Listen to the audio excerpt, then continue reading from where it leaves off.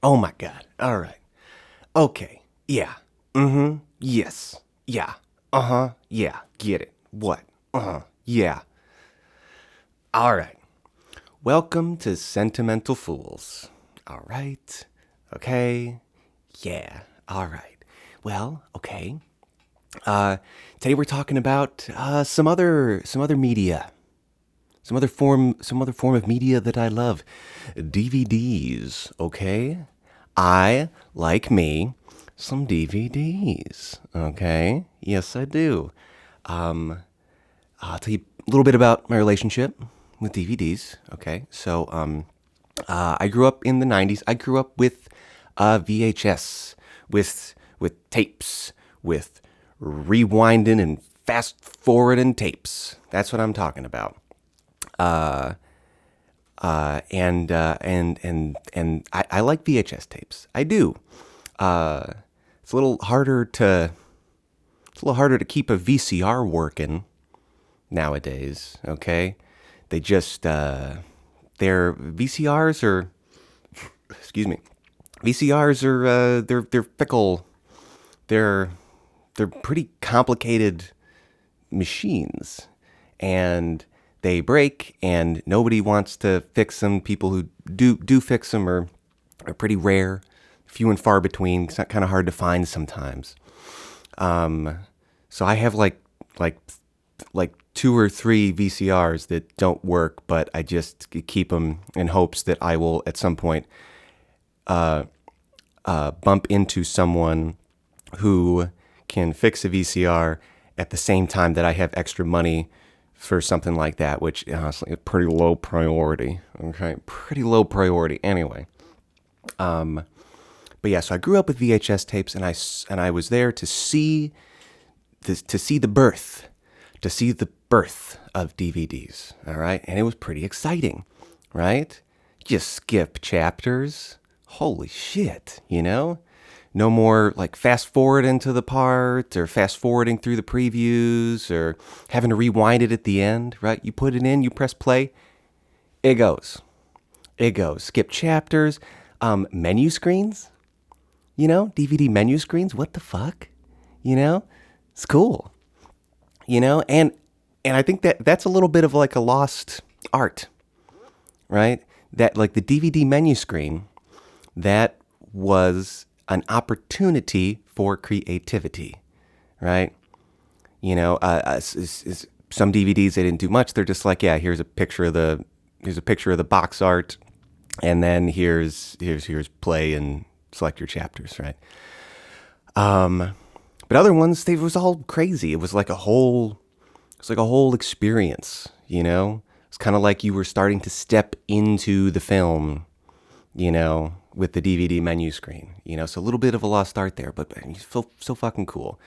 I remember always, when we'd rent a DVD when I was growing up, you put it in, you always be curious, like, oh, what's the menu gonna be like? Yeah, it's a lot of fun. I'm trying to think of really good ones, and I don't know. I don't know. Okay, I don't know. I think Harry Potter had a crazy one. Harry Potter had a really interesting one.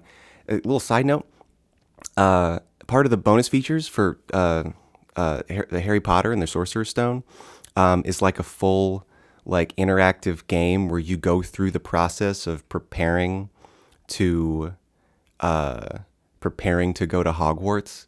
You have to like remember the sequence of bricks that Hagrid touched to like get into Diagon Alley and all that shit. It pretty cool. Some cool shit. Okay.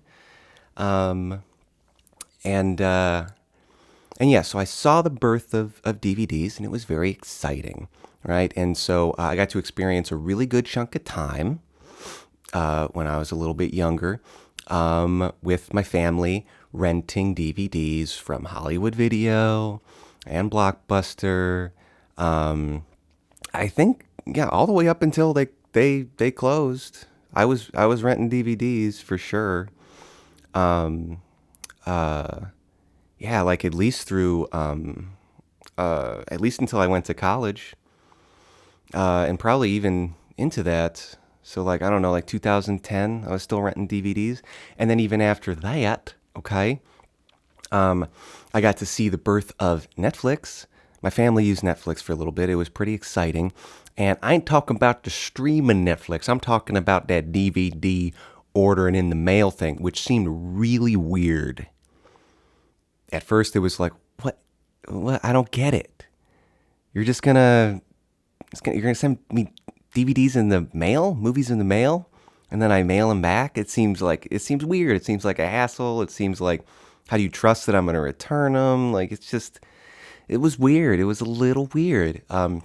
But immediately they hook you, right? You know why? Because they have everything. They had everything. Okay, that's something that went away with the DVD in the mail shit. Is that you go to a streaming service, they got what they got. They just have what they have. But the Netflix DVD in the mail service, they had everything, and so it was fucking cool. Because the rental store didn't have everything either, you know. But Netflix did. They had everything. God, they had every weird TV show like that you've ever heard of. You could just like, oh, what was that thing that was on TV for a minute in 1972? And Netflix is like, this? You want this? I have every season of it, like everything. So it was neat. So I remember getting DVDs in the mail, like, there's a lot of weird, like older TV shows that my dad enjoyed that he was able to get, and we'd watch them together.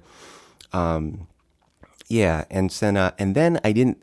So after Blockbuster and all those places kind of closed, and after I went away to college, and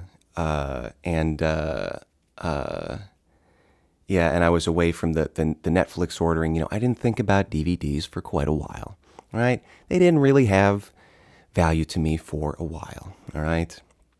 I was watching stuff on YouTube. I was streaming stuff. I was downloading some shit. Okay. Okay. Yes. Mm-hmm. Which I don't do anymore. And I'm not like saying that just for any of. I'm being truthful, and I don't care. You know. Because I buy DVDs again. That's how I get movies. But so I didn't think about it for a while. Okay. Then I met my future wife, right? As I was about to graduate college, I meet my future wife. We're hanging out. She has a DVD collection. Okay. Pretty rad. A lot of good shit in that DVD collection, right? Really fun. And we didn't have internet. We didn't have like Wi-Fi internet for a while, right? For a while in the apartment, we did not have Wi-Fi. We just like used a neighbor's Wi-Fi. They knew about it.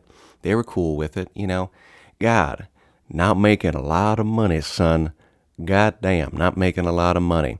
Didn't wanna pay for the Wi-Fi too much. Tell you what, tight budget. Real tight budget. Okay.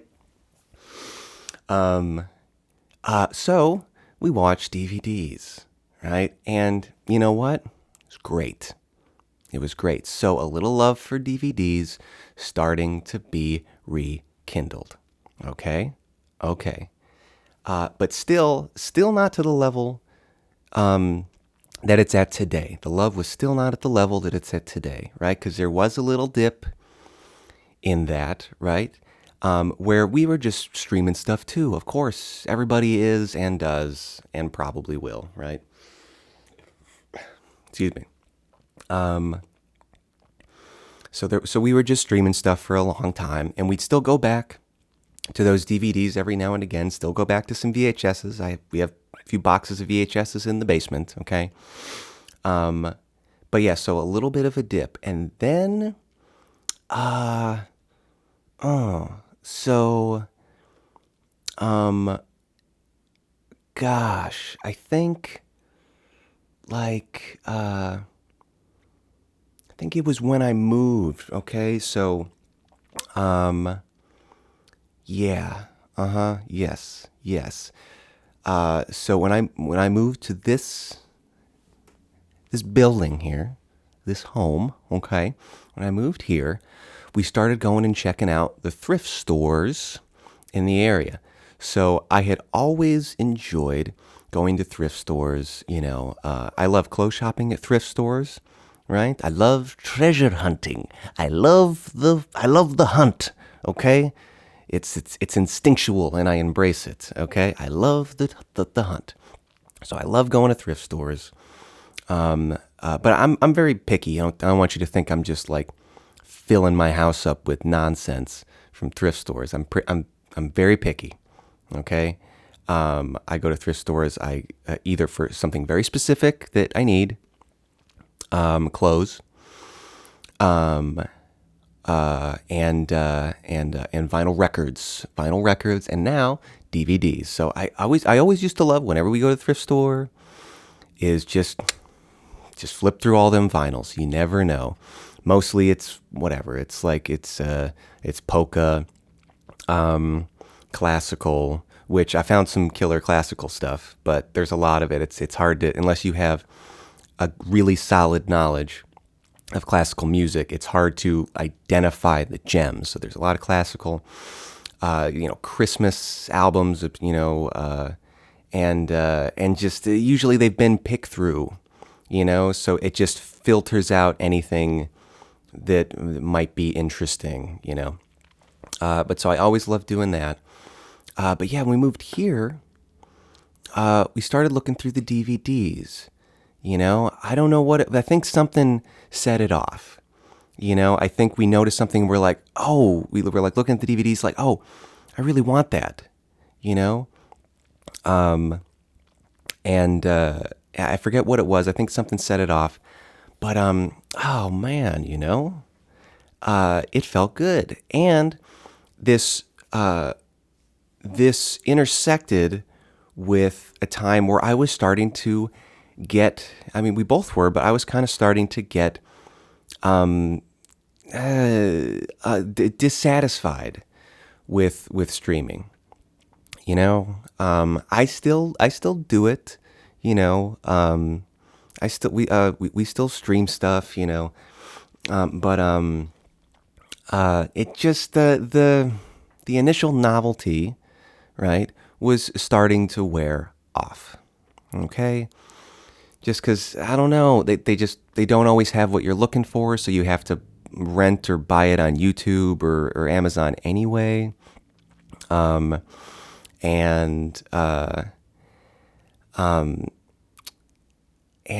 just hate it. Like, oh, I would like to see that, but oh, that's on a streaming service I don't have. That's just another free trial to remember. That's another bill. I'm just, and just in general, I am 100% so sick of everything being a bill. How much stuff needs to be a subscription? I hate it. Sometimes it makes sense. Other times it's very aggravating. Like at one point I was looking for like new video editing software, and I'm like, I have some money right now. I'm going to upgrade. I'm going to buy something, because I was just using open source shit, but I'm like, I'm going to get something, And then I found out that all the major video editors, when I looked, at that time, it was a few years ago, when I looked, they were all subscription based. I couldn't just buy them, and I'm like, when did this happen? So I'm just tired of everything being a monthly bill. How many bills do you need? Too much, And so when we started getting back into DVDs, it intersected with this feeling as well of just kind of being dissatisfied with streaming. And then plus, even if, the stuff goes away too, and like, it disappears, the libraries shift and go around. And so this stuff goes away. And if it's something I really like, I want it. I want immediate access to the thing I want at any time. Okay. And yes, I've purchased things on YouTube. I haven't in a really long time because I've just been just buy the DVD, right? Because those things could go away. I kind of don't think they will. I don't see any reason. I think they'll stay. Everything I bought is still on YouTube is still there. I think they'll stick around, but there's a possibility they could go away. Because it is just it is still just granting you access to these things. But DVDs, physical media, it's gonna be there. You don't have to worry about a thing. It's up on the shelf, sitting there physically, whenever you need it, right there. Okay. So started to get into actually collecting DVDs, and we're still kind of picky. We don't just get whatever, you know. But yeah, we're getting like a sizable DVD collection going. Okay. I think we just passed about like 400 boxes. 400. 400. Some of those are television shows with many discs, but I'm just counting those as one thing. Like the whole series of Parks and Rec. That's like one thing. Okay, I got about 400 things, 400 boxes, and such a treat, such a treat. Okay, now some people who collect DVDs, they get a big like binder, one of those big disc binders. Okay, big disc cases, right? They chuck the boxes, slip all the discs in there. But you know what? I don't like it. Okay? I don't like it because then your whole collection is sitting there, and it's just in this this black this black rectangle, just a big old black rectangle sitting there, it's not cool. It's just this boring black rectangle, But when you have all the boxes with the cover art, okay, and you put them up on the shelf, right, and they're out. I don't put them in drawers. I ain't hiding these things. I want all of these things to hang out in my living room, and it is I have an emotional response to seeing the shelves. Okay, seeing all the different colors of the spines, right? And they're all organized in like in different ways. Sometimes it's genre, like we have all our movies we like to watch around Halloween and in fall in one place. And sometimes it's directors, like I have all my Wes Anderson movies together and all my Quentin Tarantino movies together, and like all the like Tim Burton movies together and stuff like that, right? But I can see those sections and have feelings like that, it makes me think of those films. I'm in the room. I can see it. It's connecting. It's making memories happen.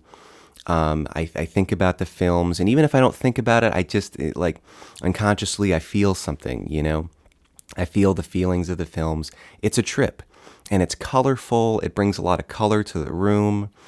And yeah, I love looking at all the shelves and just seeing all those movies. And they, just like I've mentioned previously with vinyl records, they're doing emotional work, so I like them in the boxes, taking up space in the room, out in front, with the cover art. That's how I like to roll. That's what I like. Okay. All right. And, oh God. And so, and when you have DVDs, you get all the extra shit, I know I just talked about all this extra shit with vinyl. I won't go too into this with DVDs right now, but you get the bonus content. You get the behind the scenes featurettes. You get the DVD commentary. Okay. And man, some of those commentaries are whatever, they're fine. But some of them are really interesting. Really interesting. One of the most interesting ones, House of a Thousand Corpses, right? Rob Zombie, killer commentary, amazing commentary, so interesting. So he just talks the whole time, about every little detail that comes through. So fucking cool. So fucking cool. But yeah.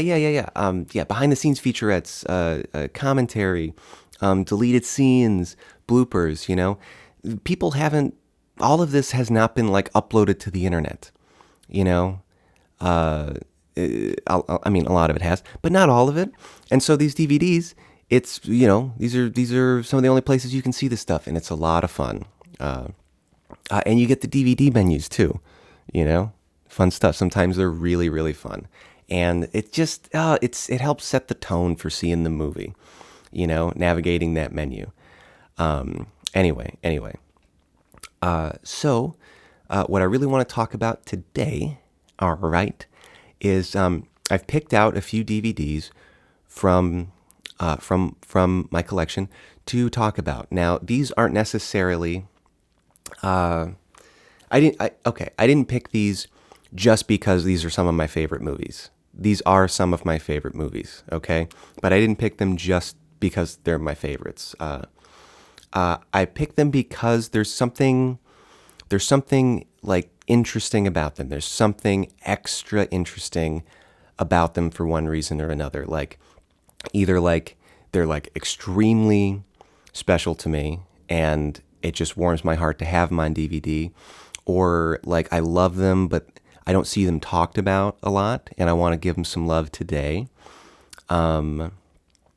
Like underrated or stuff like that. So there's just something extra interesting about them.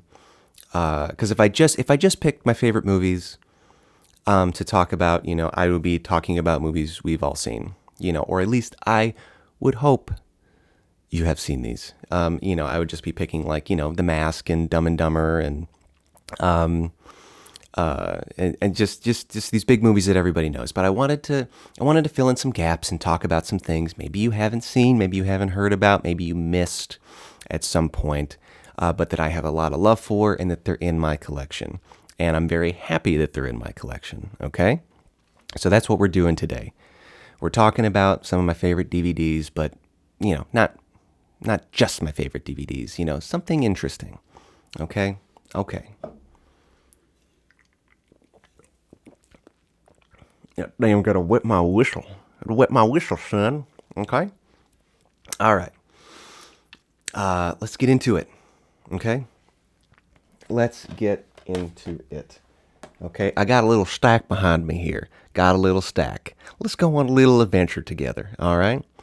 This shit ain't scripted. We're gonna experience this together. I just made some choices. We're gonna check them out. Okay? Okay. Let's hang out. All right?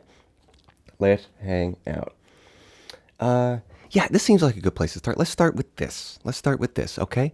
This is The Men Who Stare at Goats. Okay?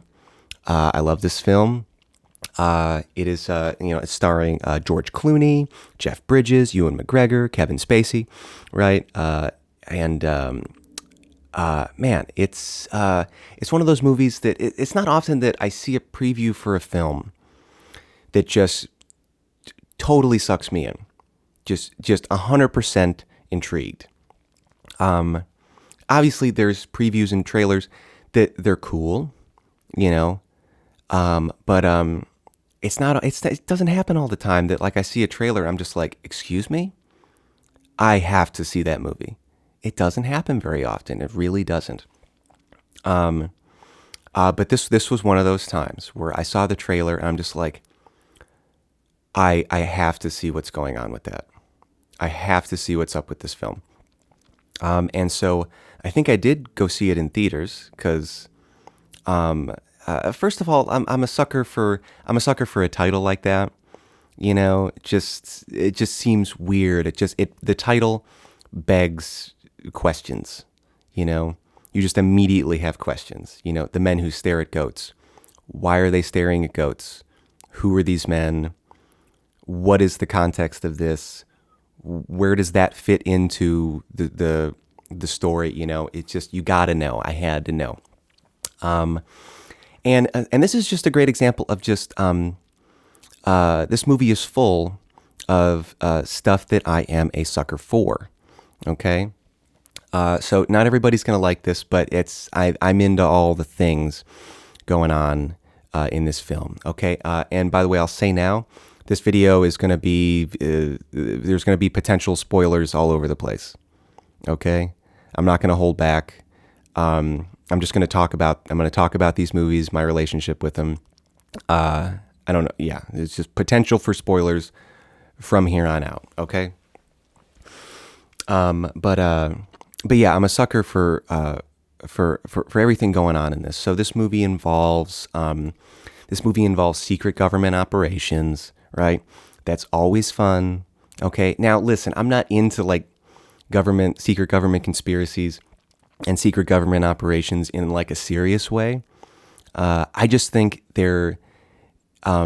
it's fun to see people talk about them. People do get very serious. It leads to some very interesting conversations. See, I'm the kind of person that like, I don't care.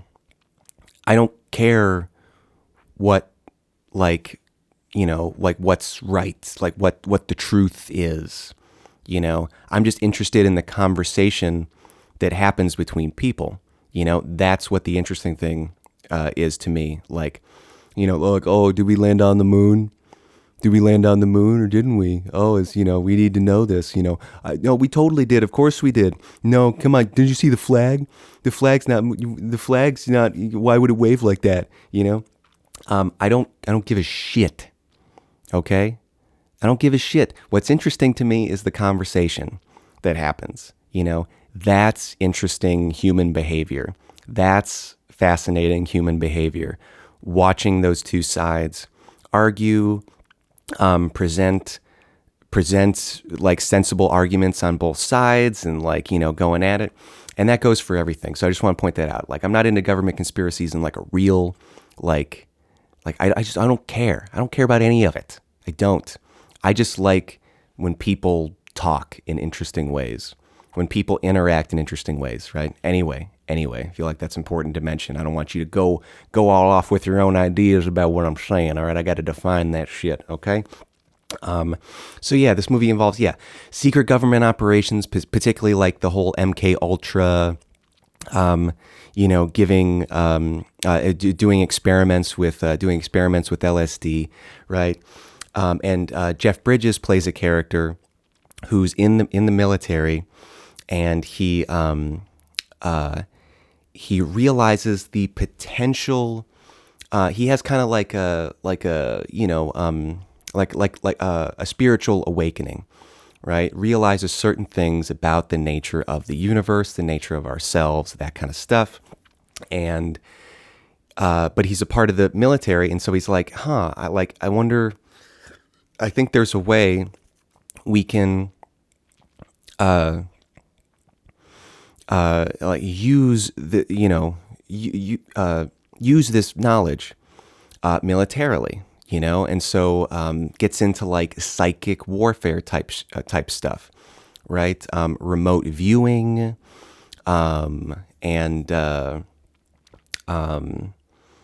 just all sorts of psychic manipulation. Yeah, like remote viewing, like changing weather with your mind, just like intense pattern recognition, pain tolerance, just all that stuff. And so he's like decides to bring that into the military. But where at some point he realizes that maybe this wasn't a good idea to do this, to like involve the military in this kind of psychic dabbling, right?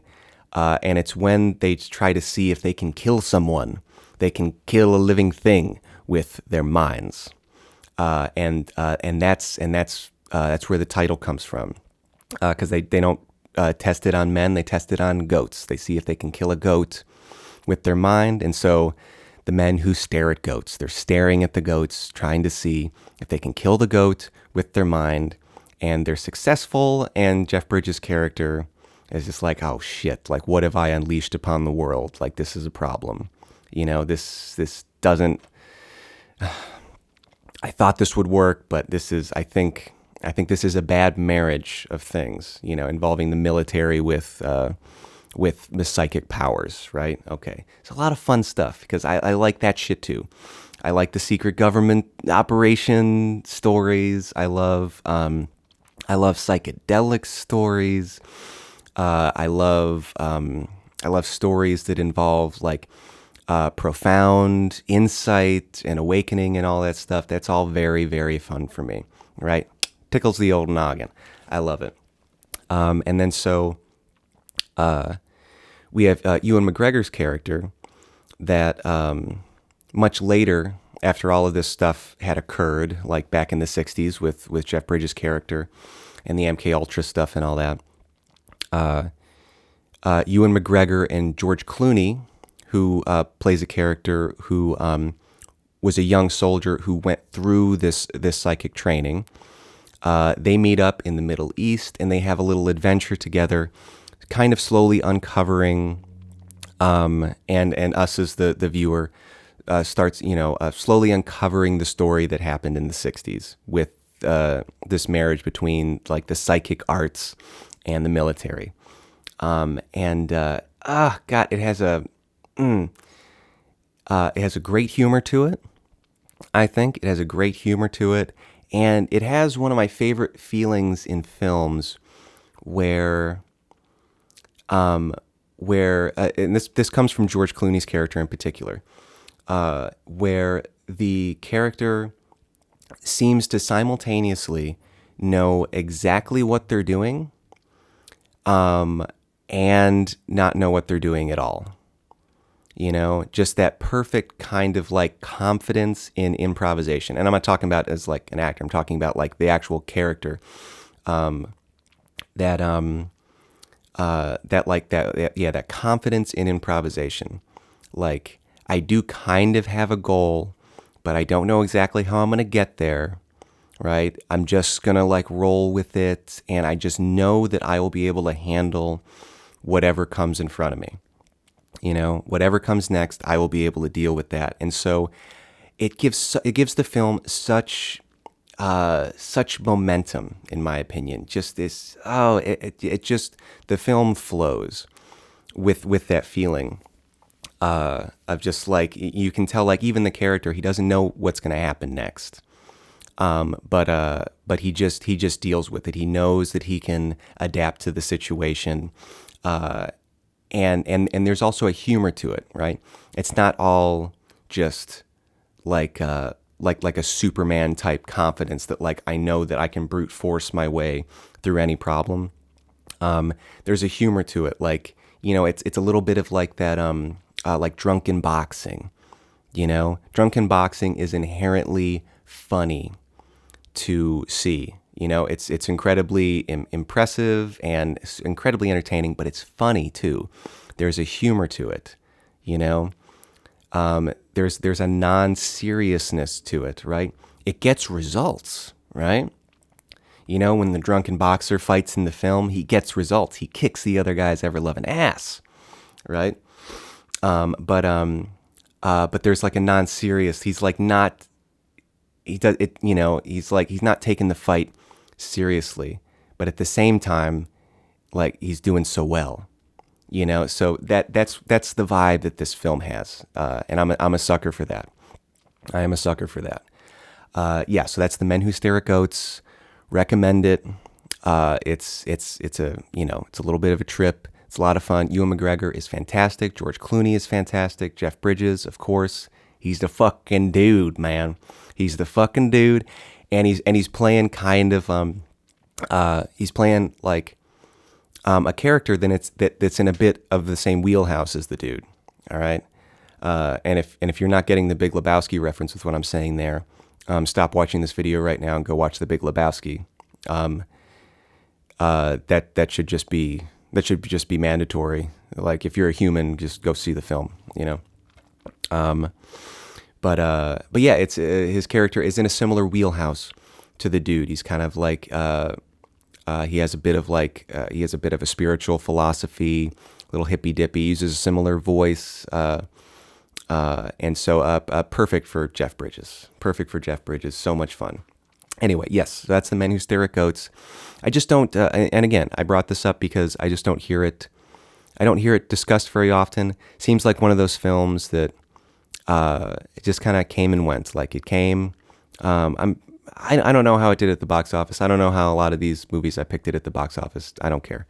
But it just seems like it came and went. I don't hear people talk about it much anymore.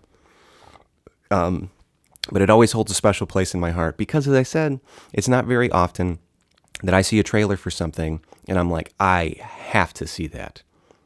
It just doesn't happen that often. And it happened with this, and I got to see it in theaters when it came out. And I was thrilled to find it in a thrift store at some point and add it to my collection. Now it sits on the shelf. Makes me happy every day. All right, so first one done. That's the Menu Stare at Goats. Go check it out, all right? Okay, next. All right, this is a fun one for a few reasons, okay? When I go into this next film, I won't be able to entirely do it justice, right? But I can do a little bit, okay? All right? So next one, Kung Fu Hustle. Okay, but before I talk about anything, got to talk about the box first, because I found this in a thrift store as well. I love getting DVDs at thrift stores. I love the fucking treasure hunt. So good, okay? And I love when I find this. I don't know if you can see that. Yeah, you can see that, right? That's a damn Blockbuster sticker. Okay, right at the bottom. This is a Blockbuster box, and I love it. This was probably towards the end of Blockbuster's life, they started selling DVDs as well as continuing to rent them to try to make some extra money. So it still has like the previewed sticker and the price at the time and the Blockbuster sticker with the barcode. And this is a full-on Blockbuster box. Now, I know many of you, you probably know of Blockbuster, but I don't know how many of you actually remember the experience going to Blockbuster to rent shit. So I don't know. I obviously I know there's a lot of people who do, but I don't fucking know who I'm talking to. I'm talking to no one. I'm talking to a wall. Okay. So I don't know how many of you will remember this. But Blockbuster boxes, they used a particular kind of plastic to hold the cover in on the outside. These are very specific boxes. These are very specific boxes. And so the plastic has a little bit of a texture to it. Okay? It has a little bit of a texture. It's not perfectly smooth. And this was indicative of Blockbuster cases. Right? So I'm sitting here, I'm just everything about this, the look, the little Blockbuster logo, right? And if I open it up, because these were cases made for Blockbuster, so there's the Blockbuster logo like stamped, into the inside there, like, like embossed, like, or whatever, I don't know, like cut out of the plastic, right? This is a straight up Blockbuster box, specifically made for Blockbuster. And yeah, the plastic has a texture to it, right? And so, like, if you forgot, you pick one of these up and you're like, oh my God. So, like, I feel like, you feel like you're in the store. You can almost smell the store. Okay? Nothing smelled like a Blockbuster. It was a totally unique combination of smells. Oh yeah, didn't somebody realize that, like, a particular kind of air freshener or whatever smelled like a Blockbuster, so everybody was buying them and having weird sense memories, right? I forgot about that. Yeah, so it's a very specific smell. So yeah, you feel the box, you see the logo, you can almost smell it. You can almost smell the racks of DVDs, So it brings back a lot of memories. So I love seeing a Blockbuster box. I have a few DVDs that come in the Blockbuster boxes, okay?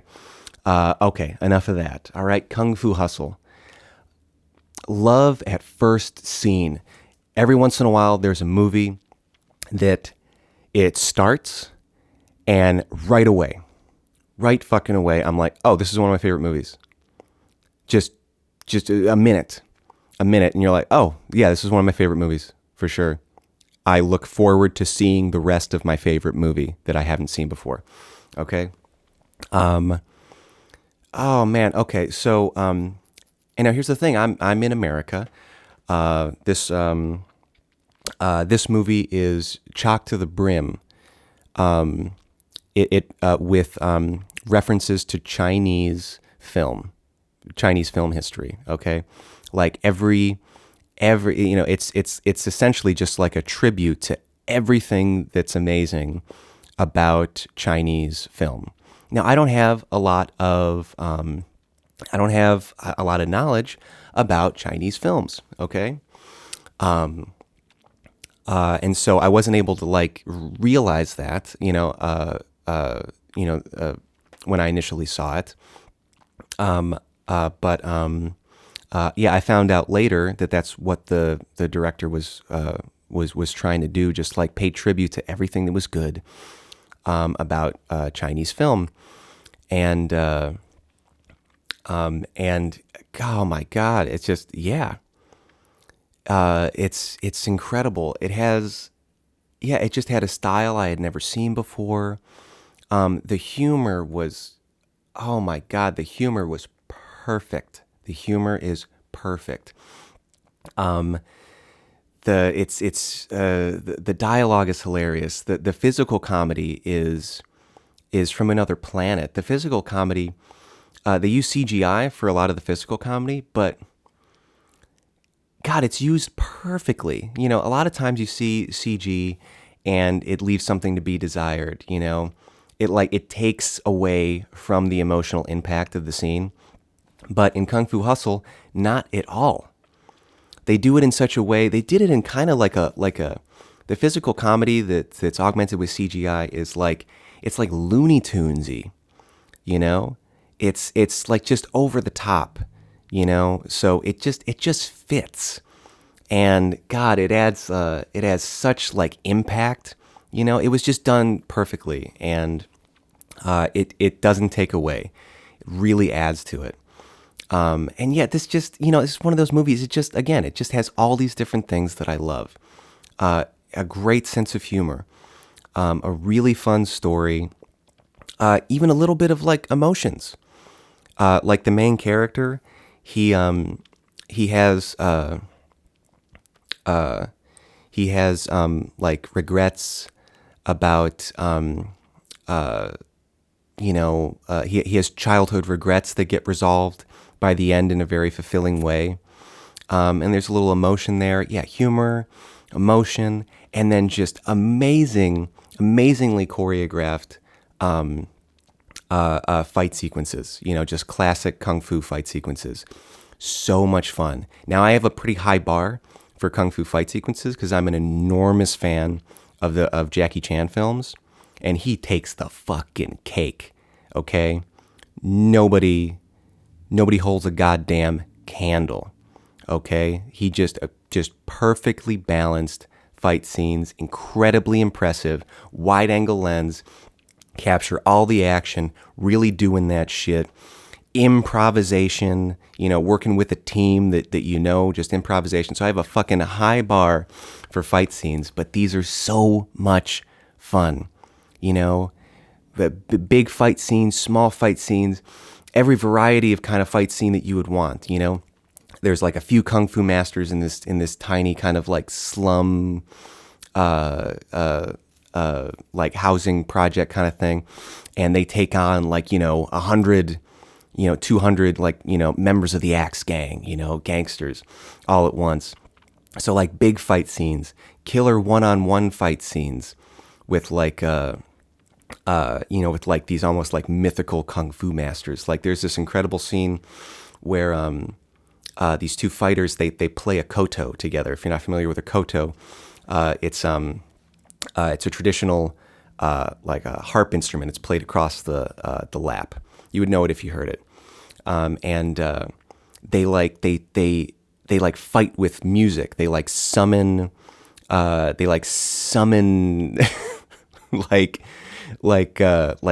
ghosts, like kung fu samurai ghosts, like with the music they play. So they like, you know, warm it up a little bit and then fring, and then just like send out like waves of like musical energy that like punch people in the face and cut them up and kill them and stuff.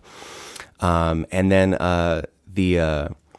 this housing project is managed by a husband and wife, and they both have like special kung fu abilities. Like the husband, he has that like that like how do you say it, like where like he has a great scene where like he doesn't actually fight the person, he just keeps moving out of the way and lets them fight each other. You know, he just keeps like redirecting the energy. You know, it's like Tai Chi fighting. You know, like he's about to get punched, but he just like redirects the energy of that punch and slams it into the other guy. You know, that kind of shit. I love that shit. And then his wife, also a kung fu master, has like the lion's roar technique, right? Where she like sucks in her stomach all the way and fucking and like releases a scream that like tears off people's clothes and their hair blows back, and it just like it hits them like a punch in the face, you know. So much fun. Just again, all these things paying tribute to all these different tropes and things in Chinese film, and so he just did such a good job. I have fun with this movie every time I watch it. I love it. It never gets old to me. It's just an absolute delight, start to finish, and just so funny. Just oh my god, the timing, the delivery, the physical comedy. It just all just blends together into a perfect goddamn soup. All right. So if you haven't seen it, please watch this. It's so fucking good. And again, yeah, just something I don't hear talked about all the time. It deserves so much love. I love it to death. It never gets old. Kung Fu Hustle. Okay.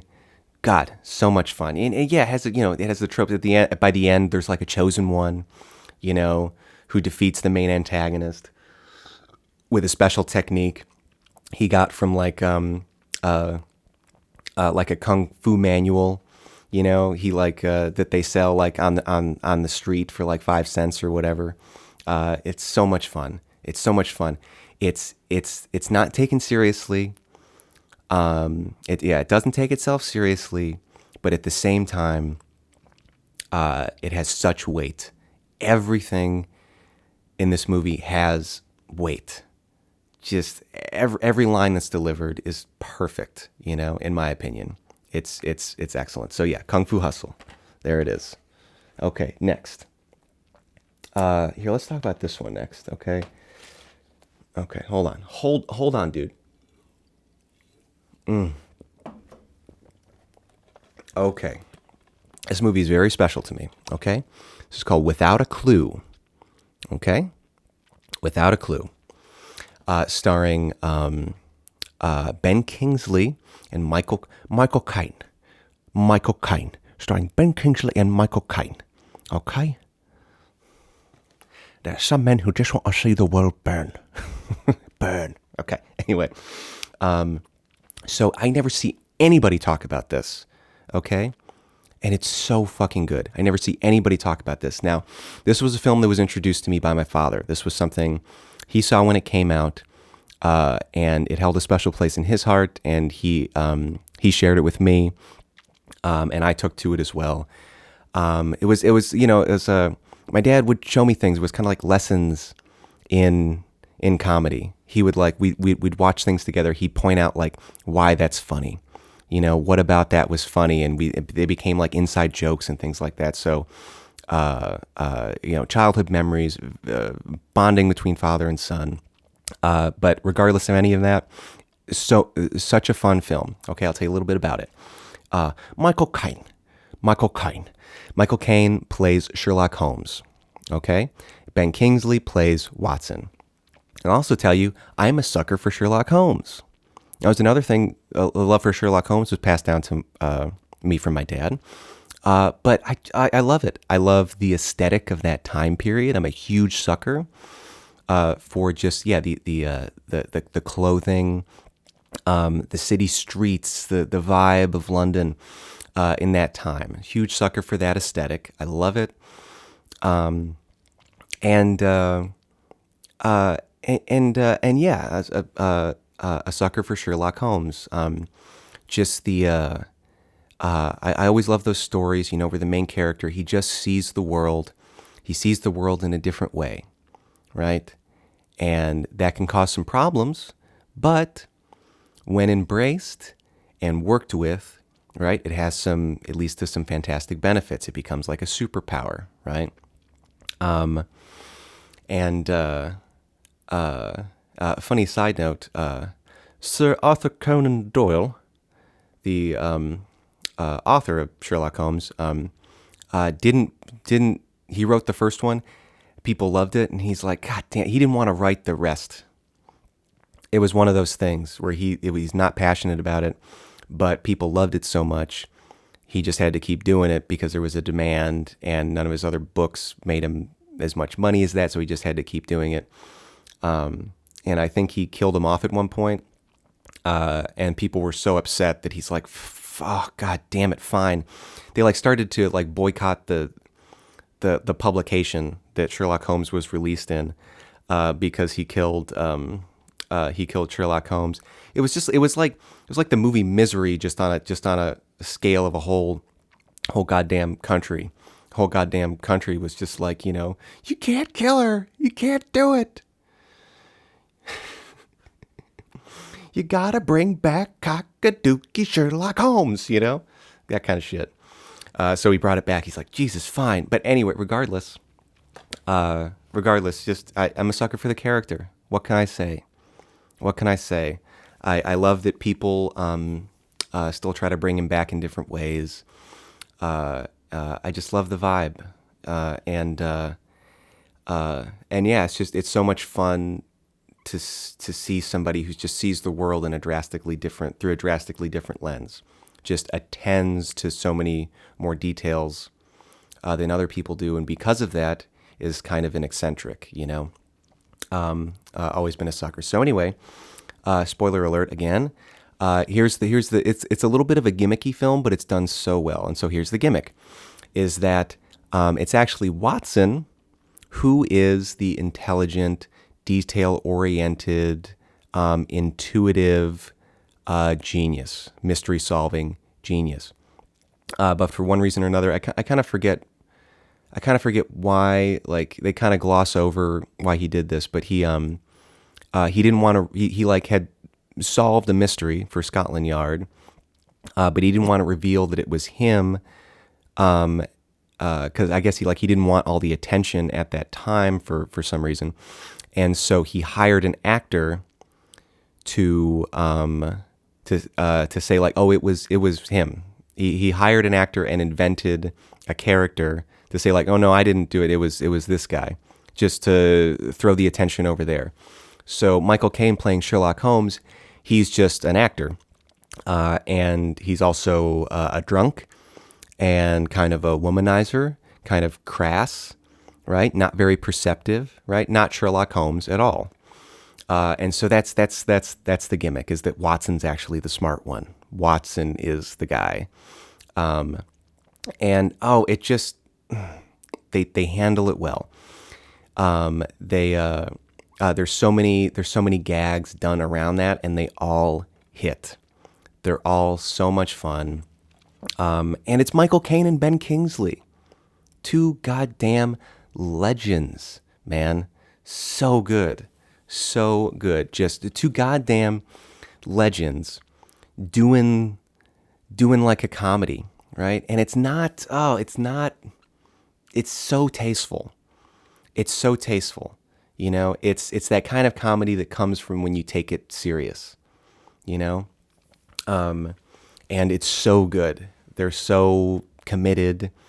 And yeah, some of the line deliveries are so fucking good. There's this one scene, they're both sitting on a train, right?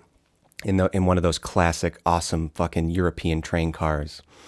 And Watson's already sitting down. Michael Caine comes in, and he sits down, looks at Watson. Watson's sitting there, introspective. And he's like, "What are you doing there, Watson?" He's like, "Thinking."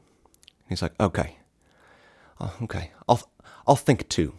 And he sits back, and a moment passes, and then he looks at Watson. He's like, "What should we think about?" I love it, man. Oh, everything's so tasteful. And oh my God.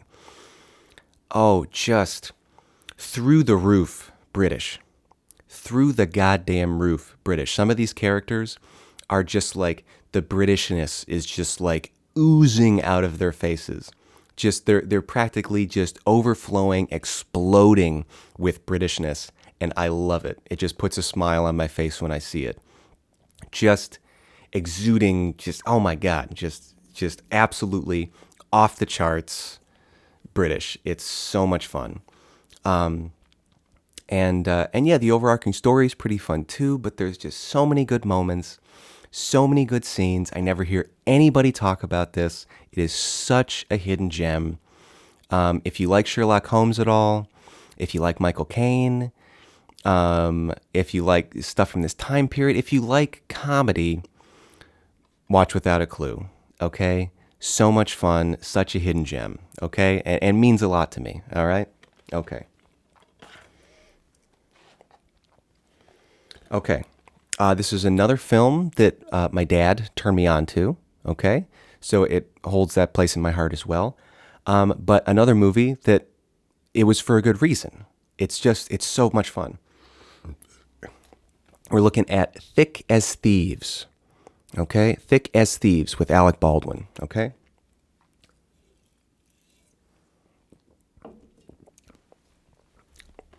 I think this came out in like 99 or something. Yeah, I don't know. You look it up. I'm not going to waste time. But anyway, yeah, Thick as Thieves with Alec Baldwin. Um, what a tasty film. Again, I don't hear anybody talk about this really, but I feel like it's kind of a cult classic. Like I didn't find this somewhere. We had to go out of our way to buy this on purpose, order this online, and I was reading the comments of people, and yeah, I was reading comments like on Amazon or wherever we got this, and yeah, it seems like there is a lot of love for this film. This film does, people do remember it, right? But I just never hear it talked about, and it deserves so much more love. So yeah, Alec Baldwin plays a professional thief, right? And he's an independent thief. He's a thief for hire. But he does a lot of work with the Italian mob, right? So it starts off. A new job is initiated for the mob, where he's gonna go and steal a bunch of food stamps, I think. It's going to go and steal a whole bunch of food stamps. And he does the job. He gets paid by somebody else, but this person decides to have him killed, who just paid him, have him killed so he can have the thing that was stolen, and have the money that he paid him, right? He wants everything. But this goes wrong because Alec Baldwin's character plays a very, very capable individual, right? Who can handle himself, who's smart, perceptive, and detail oriented. And so he gets out of the situation where he's trying to be killed. And then the rest of the movie is kind of him trying to like exact revenge against this guy, just to like make him, just punish him for trying to have him killed. And the momentum of the movie is kept going by, like, he does something to exact the revenge, but then this guy he's seeking revenge against, who in the movie is called Pointy Williams, who's like kind of like he's like a crime boss of just another organization, right? Not associated with the Italian mob, just another underground criminal organization, another crew, and then he like does something else to kind of provoke him, and so Alec Baldwin's character kicks it up a notch, Pointy kicks it up a notch, right?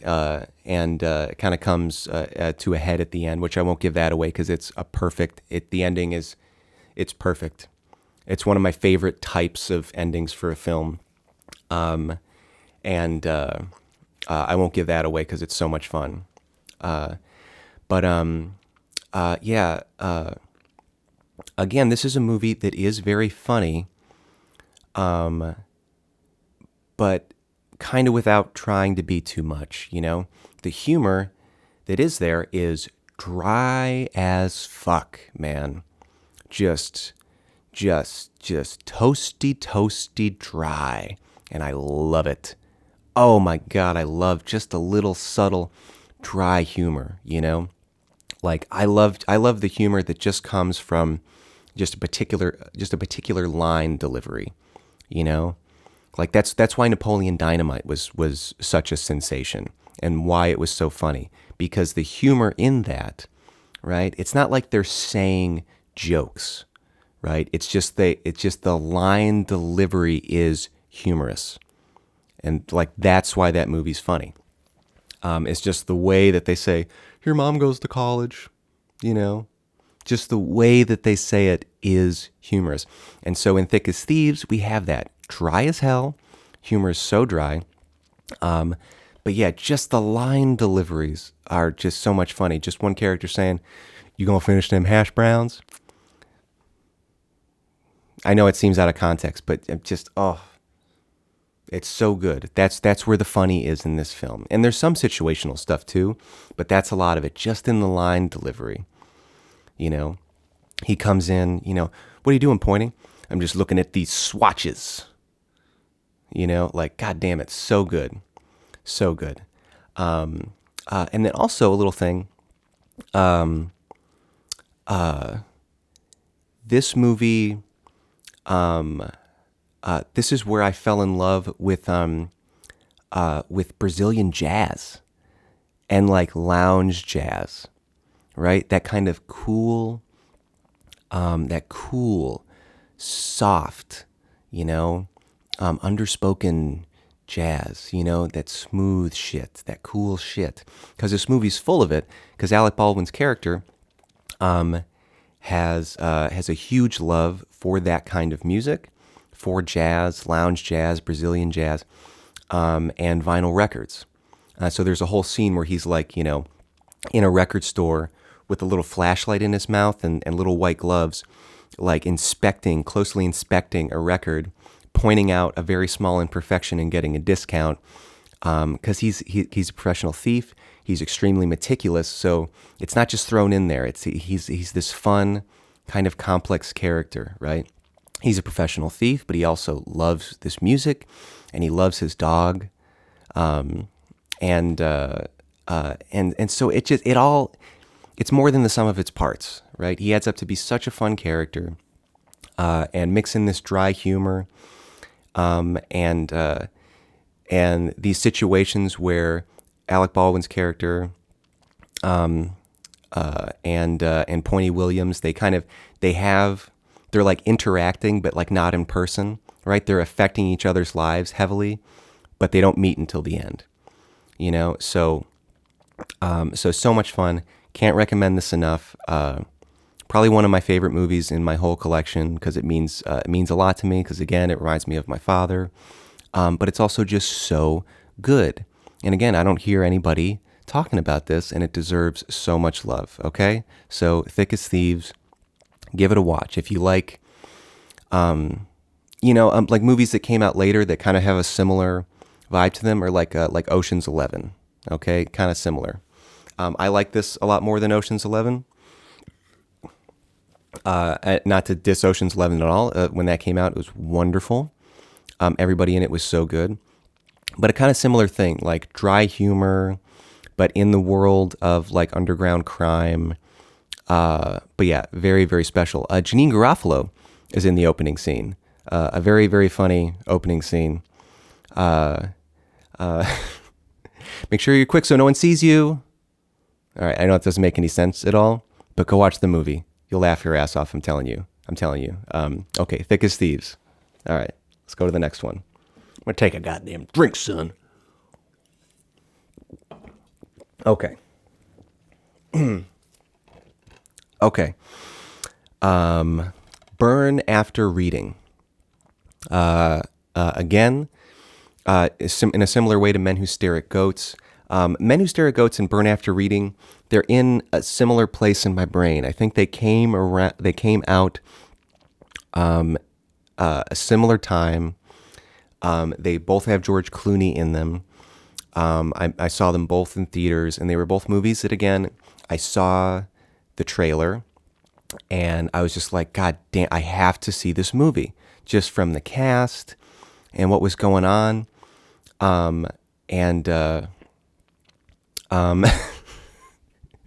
It's a perfect movie. It's a perfect movie. It just folds in on itself beautifully. It's kind of absurd. It's just based on all these different like misconceptions that happen, right? There's not really like a main character in Burn After Reading. It's everybody. So yeah, it stars George Clooney, Frances McDormand, John Malkovich, Tilda Swinton, and Brad Pitt. Brad Pitt, incredible in this movie. I mean, obviously it's Brad Pitt. He's good in almost everything. But in this, it's so much fun. He plays a guy who works at a gym, and he's kind of like, he's like kind of dopey, but really enthusiastic. And oh my God, he just he does it fucking perfectly. He's so much fun. Okay, so a big part of this movie is that like this person who works at the gym, Tilda Swinton, I think, right? She finds like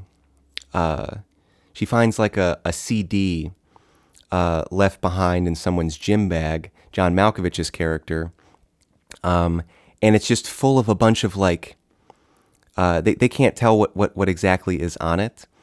It just looks like a bunch of code, it just looks like a bunch of code on this disc, and they get it in their heads that like this is some like sensitive government shit. These are like secret files, right? Tilda Swinton's character that's Tilda Swinton. No, that's Frances McDormand. I'm sorry, I'm getting these actresses confused.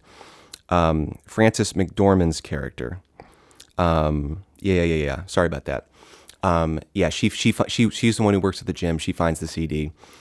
She wants to have a little plastic surgery done, but because she's insecure, but she doesn't have the money to do it, and so she gets it in her head that like maybe if we find out who this disc belongs to, right, we can kind of like hold this disc for ransom. She thinks it's like more valuable than it really is, when it's just kind of some bullshit. I think it ends up being John Malkovich's like memoirs or something like that. I think it is. They just think it's something like sensitive government information. And so they want to hold this disc for ransom, trying to get a payday. So yeah, it's this big misconception. It just all spirals out of control and causes all this tension, leads to a bunch of shenanigans.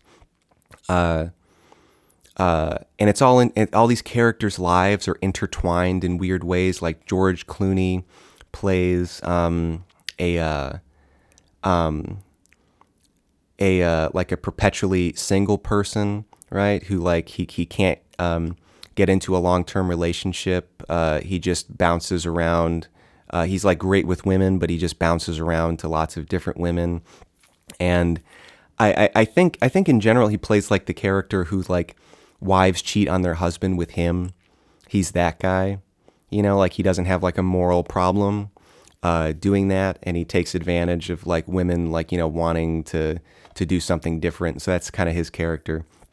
And so like he's sleeping with John Malkovich's wife, and so all these characters like tie into one another, and it kind of it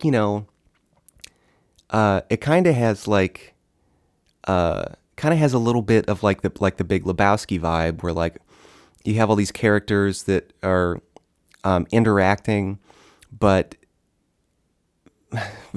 everything's a little confusing. Like everybody is thinking their own thing, everybody has their own motivation, but it's not like communicated clearly between parties, and there's so many like misconceptions that are happening, and so it just leads to so many like fun interactions and situations. It's just it's such a fun movie from start to finish.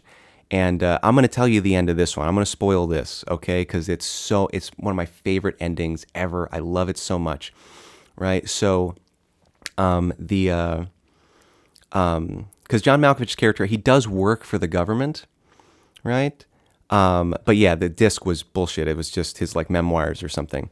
But he does work for, maybe it was just like encrypted, so it couldn't be read before he was done with it, and they thought it was something different. But he does work for the government, and the government has like been keeping an eye on this developing situation, because I think they fired John Malkovich, or he quit or something, and they were like, they knew something was going on with their former employees, so they were keeping an eye on the situation. And so everything like wraps up at the end. Nothing is resolved. The guy, I forget the actor's name, but you'd know him if you saw him. He's sitting behind his desk at the government office, and he's talking with a subordinate, and he just says like, okay, well, this is weird. So, I don't know, what did we learn from all this? And he's like, I don't know, I guess not to do it again. And then they just depart, and then the camera just starts like panning away from them, and the movie ends. Are you kidding? I love when movies don't resolve or like have a moral. I mean, I do love that, but I love even more when they don't resolve or have a moral or just have a message or something. When it's just like, that was weird. I don't know what to do about it. Okay, bye. Like, I love that so much. That tickles me so much. And so yeah, we'll reveal that. Watch Burn After Reading. Everyone is so good in it. It's wildly entertaining. So much fun. And very, very funny too. Very, very funny. Okay. I want to talk a little bit about this one. I don't know if you've seen this one going by. I'm a big fan of Family Guy. I'm a big fan of Seth MacFarlane. I was around when Family Guy started. It was some of the funniest shit I'd ever seen on television up until that point. My family and I, we would have dinner on Sunday, and we sit down at the dinner table, watch the new Family Guy when it came out, get pissed when it was bumped because of a baseball game or something like that. Because those first few seasons of Family Guy were so fucking good. I'm a Family Guy ride or die. And I'll watch anything Seth MacFarlane does. Big fan. I think he has incredible writing, and I think he has incredible fucking timing and delivery. I think his timing is amazing. And I'm sure you know that he made Ted and Ted 2, right? Again, incredible timing, good writing, fun shit. But he also made this one, which kind of flew by, right? I think maybe it was kind of like a flop, right? But I fucking disagree. A Million Ways to Die in the West.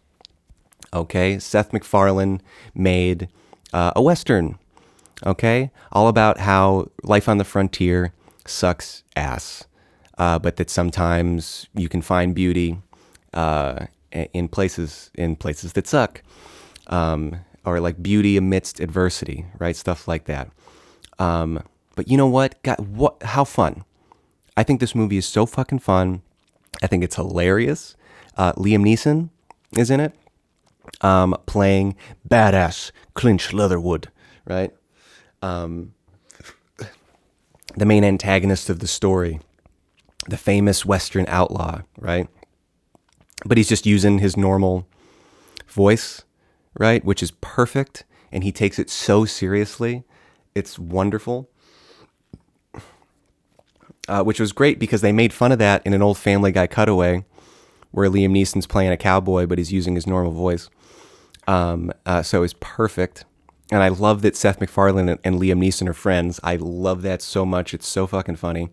And listen, I know there's hate on Seth MacFarlane and Family Guy, right? I feel it out there. You know what? But fuck you. Okay? Shit is funny. Open yourself up. Okay? Open yourself up, goddammit. Of course, whatever. You don't like it, you don't like it. All right? But I'm telling you, there's good shit there. There is something to appreciate, right? And you're missing out. Open yourself up, you know? Open yourself up to new experiences. Expand expand your ability to appreciate things. That's what I say. That's my personal opinion. All right. But I love this film. I loved it first viewing, and I'm sad that it didn't do better because it's fucking hilarious. God, yeah, again, the timing, the delivery of lines is so fucking good. Take your hat off, son. That's $1 bill. You know? God damn it, dude. So good. Neil Patrick Harris playing Foyd, the owner of the mustachery. Are you in yet? Come on. He's so good. God damn it. I can buy her wrapped candies. Can you buy her wrapped candies? Let's go get some sugared butter shavings. Sheepy. Dude. I know, again, that doesn't make any sense if you haven't seen it. Go see it. It's funny. Just go in. Don't have any preconceived notions. Get rid of your feelings and appreciate it. It's so good, dude. And yeah, fucking Liam Neeson kills it. Besides all the stuff on the Orville, here's an example of like Seth MacFarlane in person playing the main character, acting in a straight up comedy. And you know what? He does great. He does so good.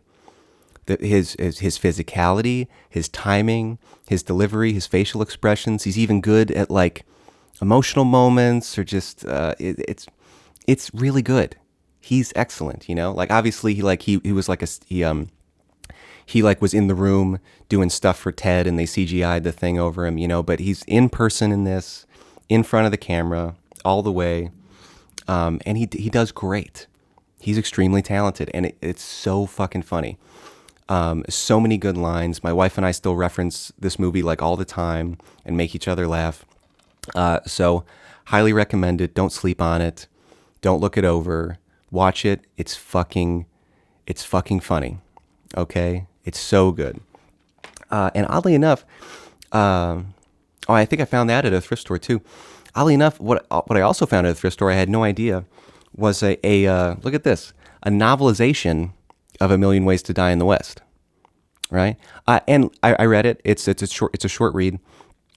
And it's pretty much just the movie, just with a few extra things, just a few bits that are extended, or a few bits they probably wrote for the movie but then cut out for like making editing decisions, but this was really fun too, because the extra shit that was in there was great. I loved it, you know. But this was just a weird thing. Like I said, I'm pretty picky when I go to thrift stores. I don't just get everything. But this was one of those things like, oh, like, I want that in my house. You know, I love the film. And I didn't know they did this. You know, the internet and the world did not alert me to the fact that this existed. Just found it in a Salvation Army, I think. But yeah, I just wanted to show this off too. It's just interesting. So yeah, check it out. I don't care if you like Family Guy or you don't. Just open yourselves up. Open yourselves up to all the different kinds of humor. Why would you wall yourself off to different kinds of experiences? You know, just open up. It's okay. But yeah, Million Ways to Die in the West. Love it. Wanted to give it some love.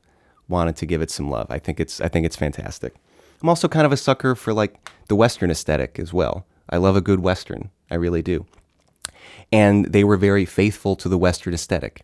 You know, like I think the story was that they were able to use a set from another film.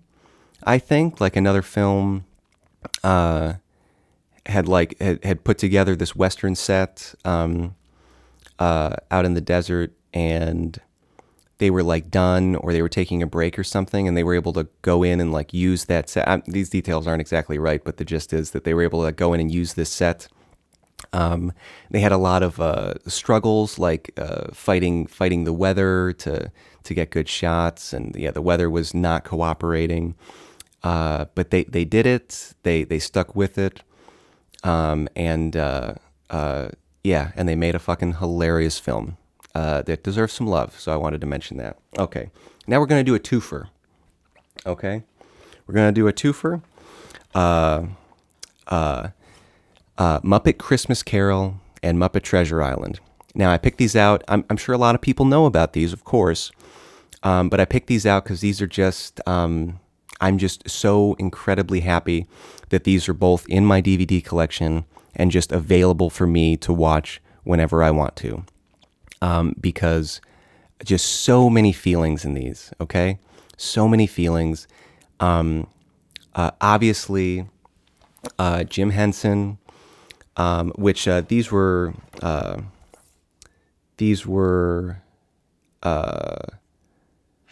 think Jim Henson had passed away by the time these came out. I'm almost positive, and these are Brian Henson.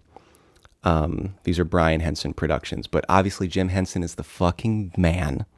Okay, one of the most impressive, creative people ever to live, and so much enormous respect. Kind of a hero, honestly. One in a long list of bearded eccentric heroes, and yeah, I grew up watching. I grew up watching the Muppets. Grew up watching Sesame Street. The Dark Crystal, which freaked the shit out of me as a kid, you know. So Jim Henson's the man. These are Brian Henson productions, but as a child, these are the Muppet films that I watched more than anything.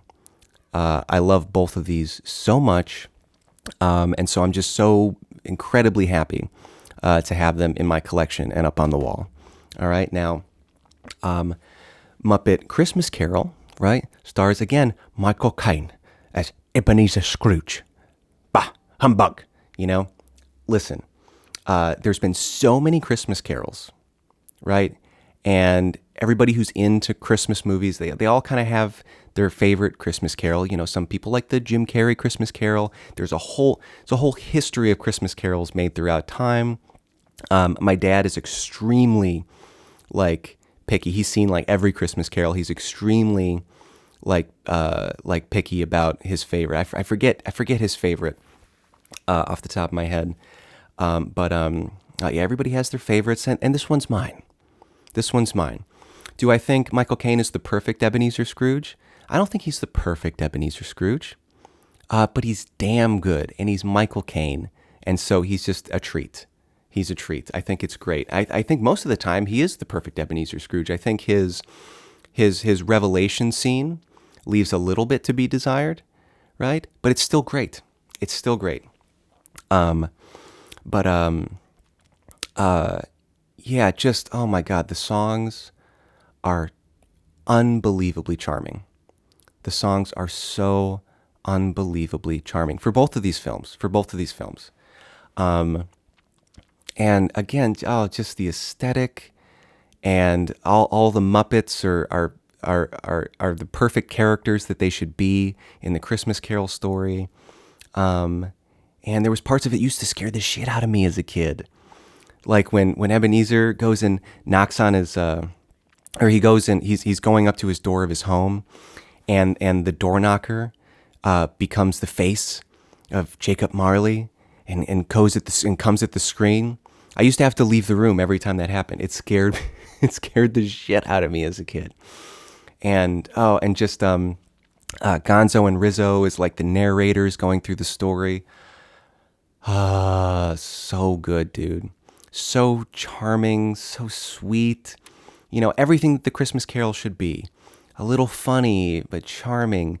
A little sad and reflective. Everything that the Christmas Carol should be, this film is, you know.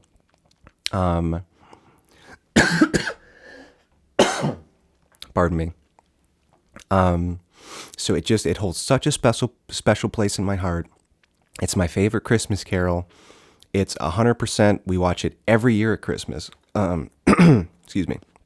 I introduced my wife to it. She had not previously seen this, so that was a great treat to share that with her. And she's on board. Everybody's on board, and we watch it every year. It's something I love to bring up if I'm talking about Christmas movies with anybody else. and I'm like Muppet Christmas Carol, and they're all like, fuck yeah, Muppet Christmas Carol. It's like fucking high five, like, are we best friends now? Like, I love bonding over it. 'Tis the season to be jolly and joyous. Fa la la. I want to just stop this podcast and watch it. God damn it, so good. I love it. So, yeah, if you haven't seen Muppet Christmas Carol yet, absolutely add it to your rotation of Christmas films. It is such an incredible delight. Everyone is perfect in it. Yeah, it's just so much fun. It's hilarious. It's sweet, and it's everything that a Christmas Carol should be. Okay. And probably also my first exposure to the Christmas Carol story, by the way. Probably the first time I'd seen that story, which is significant. And then we have another film came out around the same time, in the same vein, Muppet Treasure Island, right? Bringing back one of the old classic stories through the lens of the Muppets, right? But again, taken so seriously, done so well. And then we have another big actor playing a role. We have Tim Curry playing Long John Silver. Come on. Excuse me. Come on, dude. Tim Curry as the one-legged man. God damn, son. Excuse me. It's so much fun. So much fun. I'm a huge Tim Curry fan, huge Michael Caine fan, huge Tim Curry fan. Again, probably the first time I've seen either of those actors in my life when I was very young.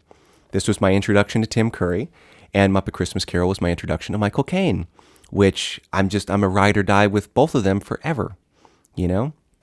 I'll just watch anything that they're in.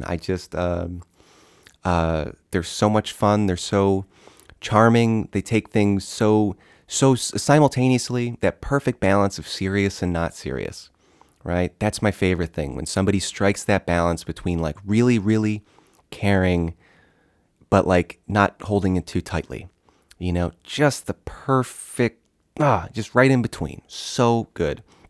And so, yeah, what a treat to be introduced to Tim Curry as the one-legged man, and I just love that these are very serious actors, but I just love that everyone respects the Muppets. They're not just like, oh, geez, I'm in a puppet movie. Like, no, everybody respects the Muppets. They respect Jim Henson Productions. They respect the Hensons.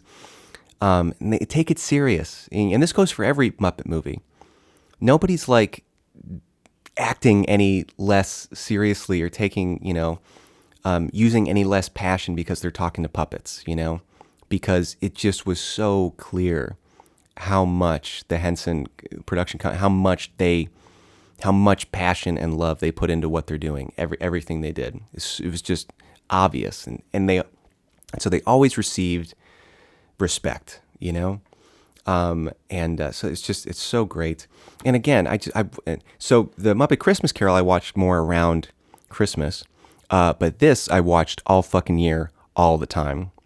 There's gotta be something better, something better. There's gotta be something better than this for me. Love it. I love the songs. Probably, yeah. Some very like early musicals I've seen, yeah. Watch both of these if you haven't before. I just love that these are on my shelf. When I see them, my shoulders relax a little bit. I'm like, good. These will always be there when I need them. They're not purchased on YouTube, not available temporarily on a streaming service, not behind any paywall, in the room, on my shelf. Okay. So yeah, I just wanted to bring these up and love on these for y'all. Okay. Oh, God damn it. So much fun. And yeah, just really funny too. Legitimately funny, like still funny to this day. Entertaining for me as a child, still entertaining and funny to this day. Nostalgia goggles or not. Okay. These will always hold a special place in my heart. And I had to talk about them. Okay. I just have two more. Delicious. Goddamn delicious. Okay. I just have two more. And I picked these for a different reason. Okay. I'm going to talk about these at the same time as well. So these aren't necessarily like my favorite films, but you'll see. I picked these for a different reason. So one, we have this movie called Blow Dry. Okay. And we also have 8 heads, right? 8 heads in a duffel bag.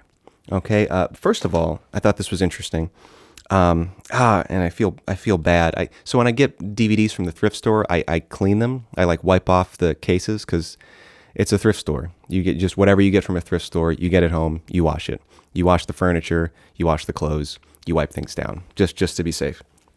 And this was interesting because I went to my local thrift store one day, and there were several DVDs there that were clearly from someone's personal collection of DVDs that they had taken very good care of.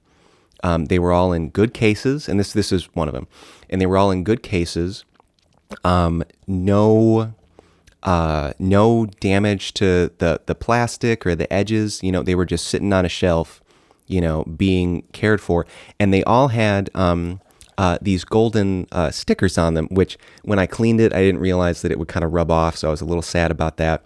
But what it says is this is the property of Ray Lawson.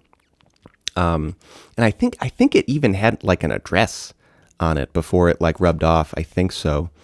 And it has a little sticker, you can see right there, that has a little number on it. So clearly, like it was like his own personal like catalog number. Like he had like his own, I don't know,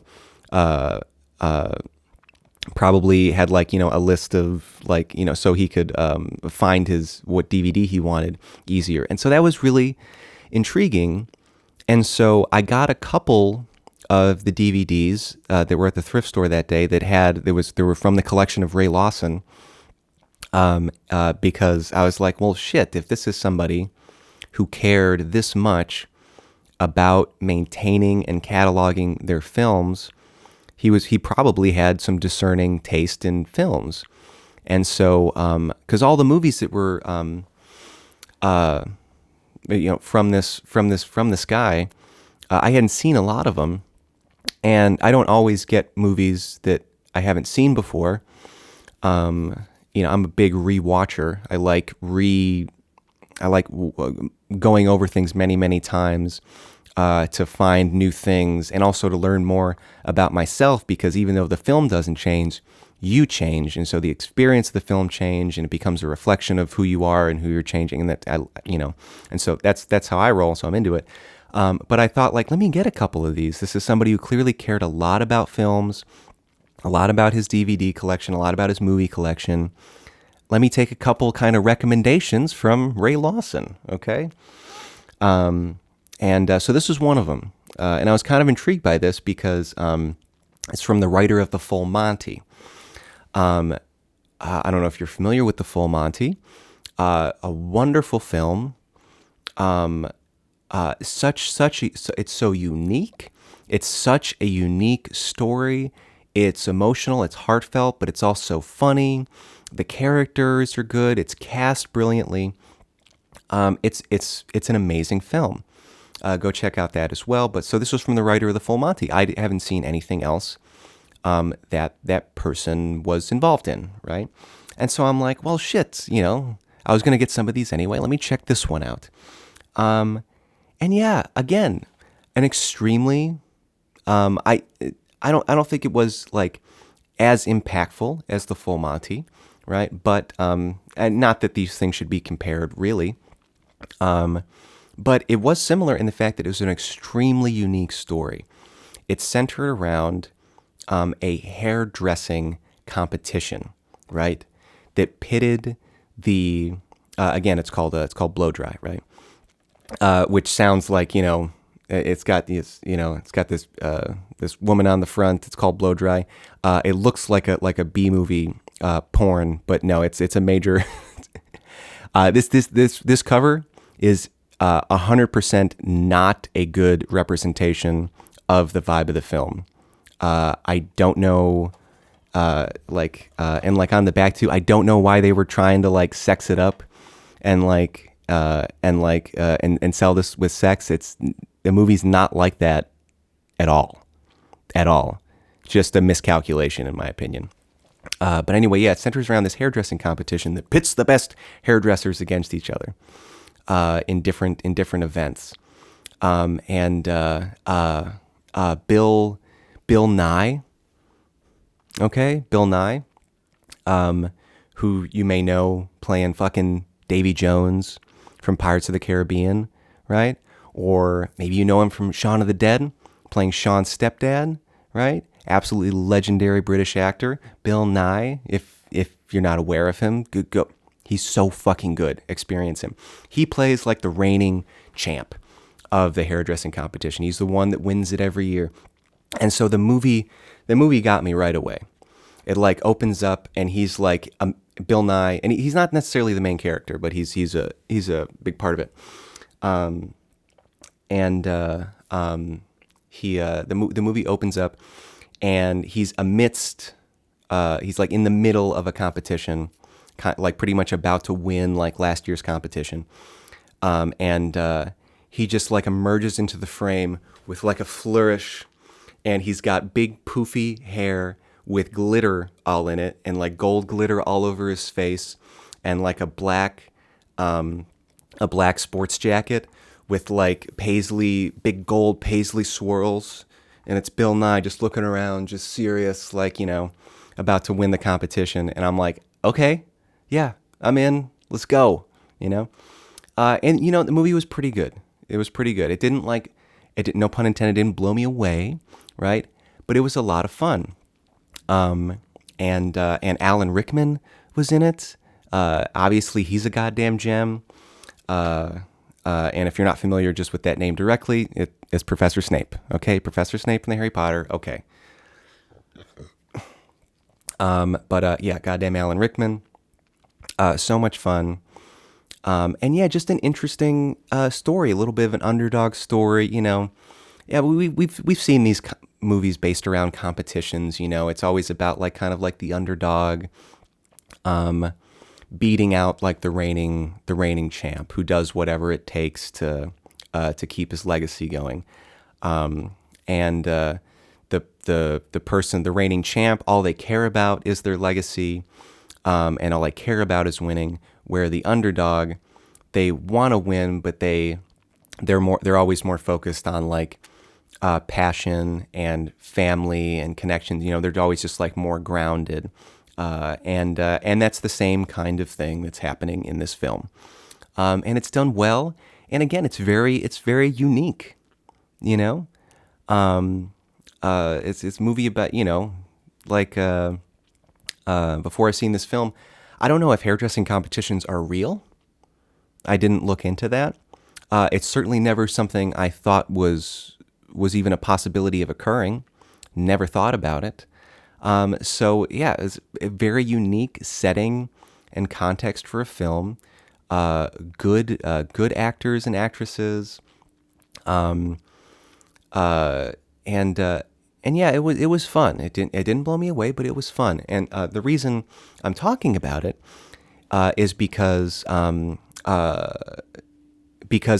would have never heard about this or seen it, or watched it, if I wasn't the kind of person that loves to dig through thrift stores for DVDs to add to my collection.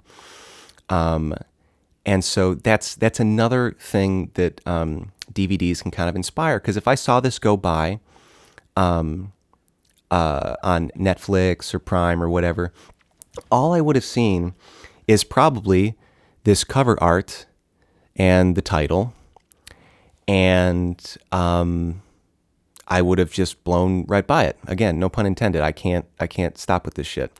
I would have just blown right by it because it looks stupid. You know, like again, it looks like a porn. It looks dumb. cheesy and silly. Um, and but because I was, looking through DVDs at my local thrift store, and I saw like, right on the front, like from the writer of The Full Monty, I was like, oh, now I'm intrigued, right? And plus all the extra stuff I told you about, like, where this came from and its condition. It was incredible condition. A lot of times you'll find a movie you want to see at a thrift store, and then you always got to check the disc. You got to open it up and see that make sure the disc is in there. But then open it up and look at the back of the disc and make sure it's not like just absolutely torn up. Yeah, it was in perfect condition. And so, yeah, this is just an example of like, I now have seen a movie I wouldn't have otherwise given a shot to because of physical media, right? I gave it a shot, and I don't regret it, And so same for this film, Eight Heads in a Duffle Bag. Right now, I probably would have given this a shot if I saw this go by streaming, but I've never seen it anywhere. Completely not on my radar at all. Never heard about it before. But yeah, I saw it in the thrift store, and I'm like, what the fuck is this? I'm getting this. All right, because okay, it's fucking, look at Joe Pesci on the front, called Eight Heads in a Duffle Bag, right? And let me just read you the back here. The producers who brought you Dumb and Dumber. Oh yeah, this is what is that? The Farrelly brothers? Is that right? Yeah, the producers who brought you Dumb and Dumber, and stars Joe Pesci, Christy Swanson, and David Spade, offer up this deliciously dark and wildly hilarious black comedy that'll leave you rolling with laughter. Hitman Tommy Spinelli has 24 hours to deliver a bag of 8 former associates to an angry mob boss in San Diego. But when a fellow traveler, Charlie, mistakenly takes the bag, the heads go to Baja on vacation with them, and Tommy just goes ballistic. While the hitman desperately tries to find Charlie desperately tries to find a way to get the bag's horrific contents back across the border. Who's going to wind up with the heads? And who's just going to lose his? Only one thing's for sure. They'll both have to use their noggins to get out of this one. Okay, that's a silly, fun description of the film. But again, something I'd never seen anywhere. Just one of those movies that kind of slipped through the cracks, at least in my world. But yeah, I'm looking through, when I look through DVDs at a thrift store, I'm looking at every single one of them. I'm having feelings about all of them, and this one caught my attention. I'm like, what the fuck? And first of all, I fucking love Joe Pesci, right? I probably fell in love with Joe Pesci from My Cousin Vinny first, I think. My parents introduced me to that film. It's a wonderful film. I think that's where he got me. And then of course, Goodfellas and Casino, absolutely fucking incredible. I probably watch both of those at least once or twice a year. And especially Casino. So much happens in Casino from start to finish. That's one of those movies that it ends, I'll restart it. I'll just yep, load it up again. I'll just go right back around. But anyway, so yeah, I love Joe Pesci. So here was Joe Pesci in another less serious kind of comedic film called Eight Heads in a Duffle Bag. And I saw it. I'm like, taking a chance. Absolutely. So just another example of seeing a movie I may have not otherwise ever heard of or seen because of the nature of physical media, because of the nature of the hunt of physical media. And again, didn't blow me away, but fun. There's an incredible scene where they're driving along kind of like a mountain road. Joe Pesci's in the car in the passenger seat, and there's a few other characters in the back, and he's threatening all of them. And one of the characters, I think the grandma of the family in the back, she's not shutting up. right? She just like won't shut her mouth. And then it cuts to a shot from like outside the back of the minivan, and he just pushes her out of the minivan, like off the mountain, and that's not addressed again, you know? Just like the annoying grandma character, like just out of the van, dead, movie goes on. That was probably my favorite part. It was fucking hilarious. But yeah, again, why I brought these two up is, yeah, just the nature of like hunting for physical media, going through thrift stores. I saw a couple films, and there's others like this, but here's a couple films that I would have not otherwise seen or heard of, and I'm glad I did. Yeah, maybe if I saw them on streaming, I might have passed them over, or maybe they would have never been streaming. I have no idea. Yeah. Okay. So we did it. We did it. That's everything. Those are some selections from my collection of DVDs. That are just that I'm just so happy that I have them on DVD. That are interesting for various reasons that I think are like not loved enough, or just fell through the cracks, or I just don't see people talk about, or they're something really special to me, like from my childhood and stuff like that. Just things I'm really glad that I have, that I just wanted to talk about and love on and share with y'all. Okay? I love having DVDs. They stay good for a really, really long time with proper care. And you can still get DVD players.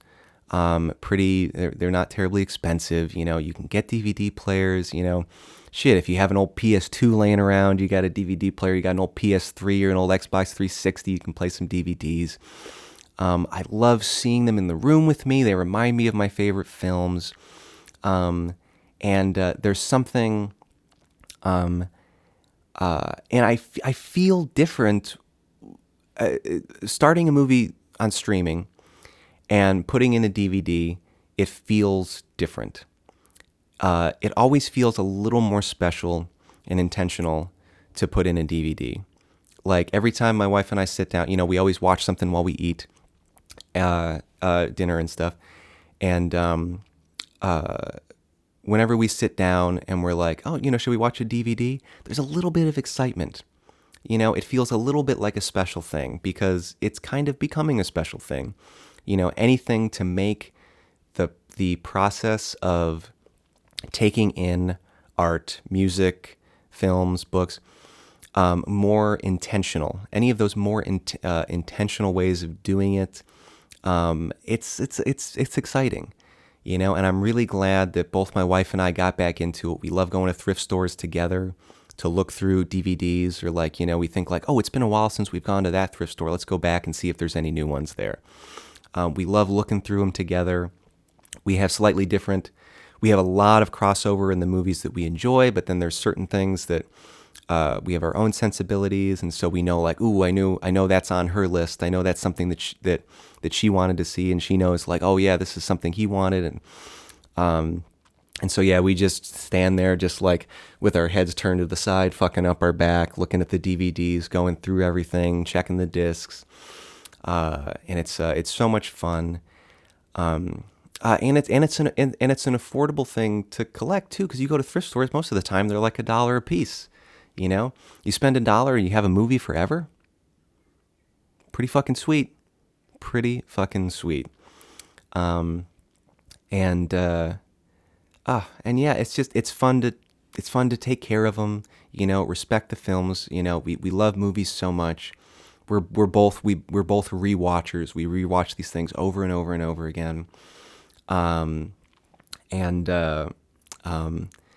yeah, so I love it. So I just wanted to share some of that love that I have for collecting physical media, collecting films on physical media, and just show you some of the interesting things in our collection. Things that are interesting to me, and yeah, I just wanted to share some of that love.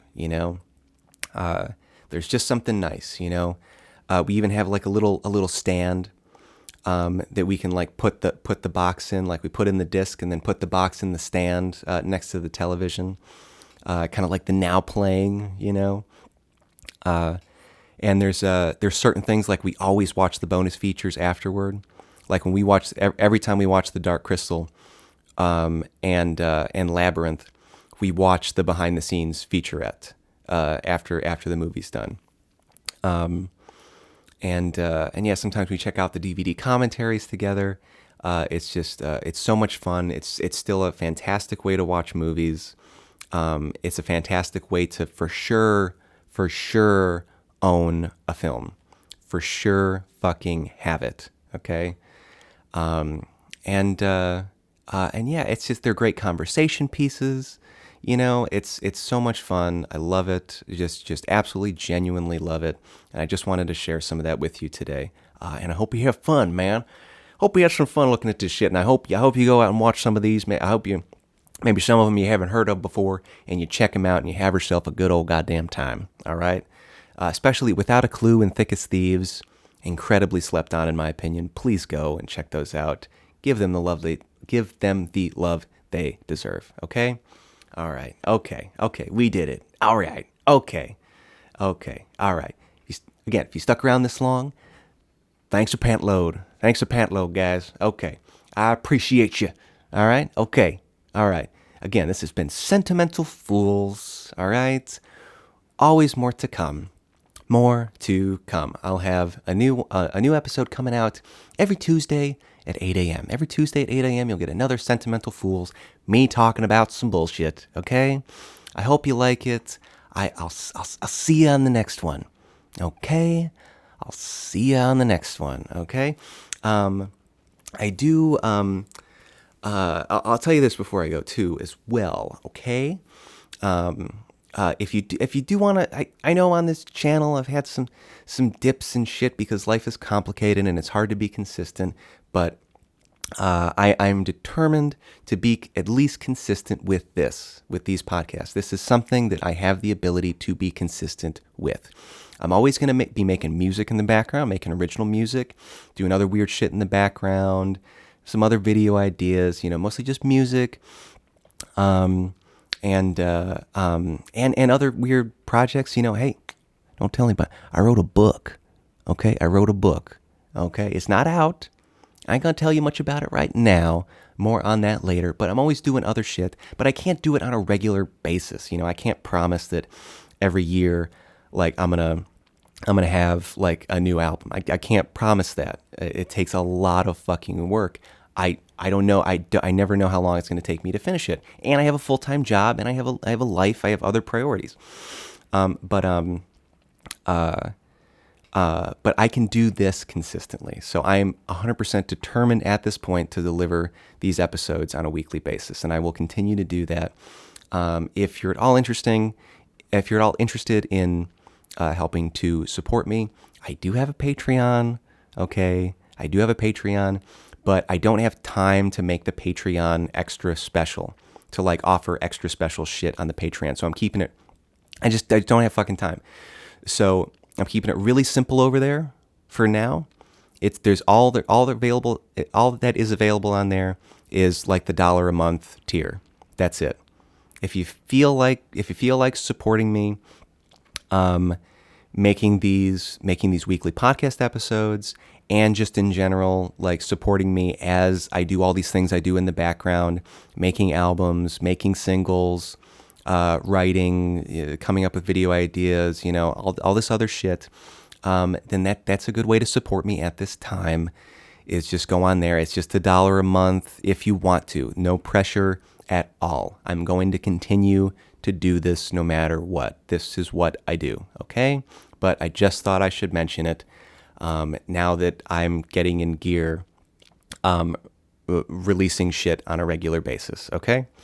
And yeah, come hell or high water, I'm going to continue to do this. Fuck it, dude. I'm doing this now. I ain't letting nothing get in the way this time, all right? Because life is crazy, but I'm doing it this time. And yeah, okay. So that's just little end announcements. For anyone who's stuck around this long, wants some extra information. Okay, all right, okay. Thank you so much.